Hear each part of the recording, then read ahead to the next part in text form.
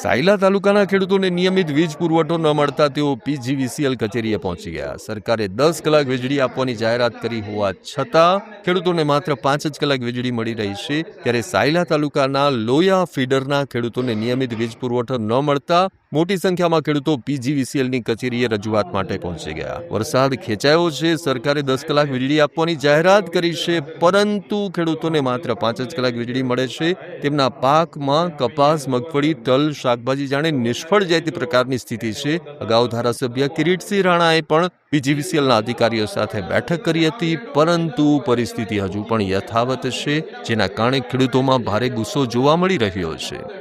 10 કલાકની પાવર આપેલો છે, પણ 10 કલાકના બદલે 5 કલાક અમને પાવર મળતો નથી. અને સાહેબને અમે રિક્વેસ્ટ કરવી છે કે અમને જલ્દી જેમ બને એમ લાઇટ આપો, અને વિનંતી કરવા માંગીએ છીએ કે જેટલી જલ્દી બને ને એટલી લાઇટ તમે આપવાની અમને કોશિશ કરો. અને રિપેરમાં જે ગાડીઓ આવે છે એ 5 ગામ દીઠ 1 ગાડી કોઈ દી રિપેરમાં સાહેબ થાય નહીં. એટલે અમારી રિક્વેસ્ટ છે કે બીજા જે આપણે લાઇનમાં હોય એના 2 જણાને વધારે મેકી અને જલ્દી કામ અમારું સફળ થાય એવી અમારી આશા છે.